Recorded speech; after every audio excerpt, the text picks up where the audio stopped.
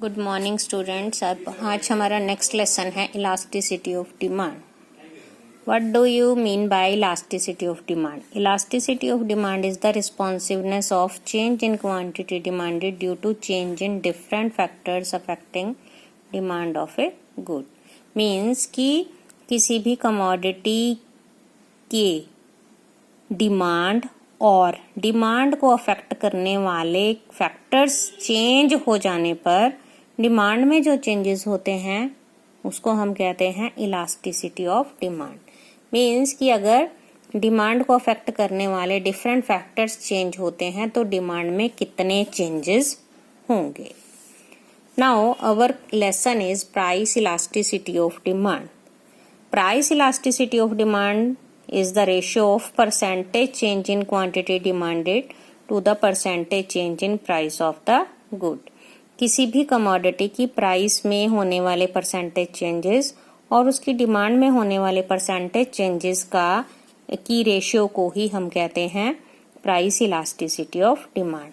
ED means price elasticity of demand is equal to minus जरूर लगाना बेटा आपने, percentage change in quantity demanded of good X divided by percentage change in price of good X। Suppose if there is change in price falls by 20%, so we write it as minus 20। Due to 20% fall in price, demand increases by 50%। तो आप देख रहे हैं ये दोनों minus cancel हो गए and 50/20 elasticity of demand is 2.5। Now degrees of price elasticity of demand. First is perfectly elastic demand. Perfectly elastic demand is a situation when demand is infinity at prevailing price in the market।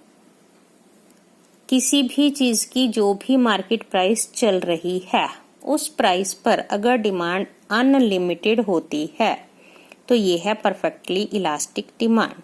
But if the price slightly changes then there will be infinity changes in demand।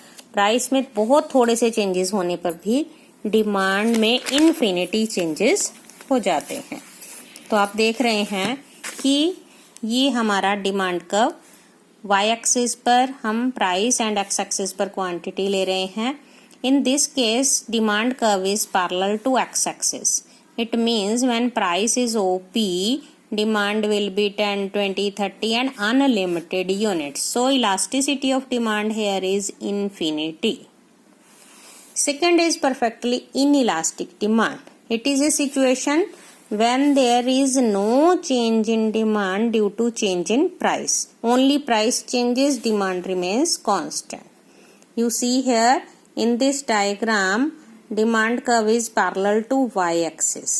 It shows that when price is P or P1 or P2, demand remains constant equals to OQ। Price कम या ज्यादा होने पर demand में कोई changes नहीं हुए। So here ED यानी कि elasticity of demand is equal to 0। Third is unitary elastic demand. Unitary elastic demand is a situation when percentage change in quantity demanded is equal to percentage change in price of the good। किसी भी commodity में कि price में होने वाले percentage changes और demand में होने वाले परसेंटेज चेंजेस जब इक्वल होते हैं तो ये है unitary elastic demand. You see here when price is OP demand is OQ। When price falls to OP1 demand rises to OQ1। Price जितनी कम हुई है this is delta P and जितनी डिमांड इंक्रीज हुई है दिस इज डेल्टा Q। तो delta P and delta Q both are equal. इन दोनों पॉइंट्स को ज्वाइन करने से हमारा डिमांड कर्व बनेगा and this demand curve will be 45 degree curve. You see here delta Q and delta P both are equal, so elasticity of demand is equal to 1। Fourth is greater than unitary elastic demand. Greater than unitary elastic demand is a situation when percentage change in quantity demanded of a good is more than percentage change in price of the good। किसी भी commodity की price में जितने changes होते हैं अगर demand में percentage changes उससे ज्यादा हों तो ये है greater than unitary elastic demand.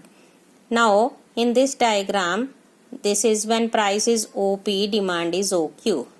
When price falls to OP1, demand rises to OQ1. You see here P से P1. This is delta P. Delta P is less than delta Q. Delta Q ज़्यादा है, delta P कम है. और इन points को जब हम मिलाएंगे ये demand curve, here delta Q is greater than delta P, so price elasticity of demand is greater than 1. And last one is less than unitary elastic demand. जब प्राइस में percentage changes ज़्यादा और demand में percentage changes कम होते हैं तो ये है less than unitary elastic demand. So in this case you see here when price is OP, demand is OQ. Price falls to OP1 and demand rises to OQ1. तो आप देख रहे हैं यहाँ पर P से P1 का difference, that is delta P, ये ज़्यादा है. Q से Q1 ये डिफरेंस कम है, मीन्स डेल्टा Q कम है. So this will be the shape of demand curve. So here delta Q is less than delta P, so elasticity of demand is less than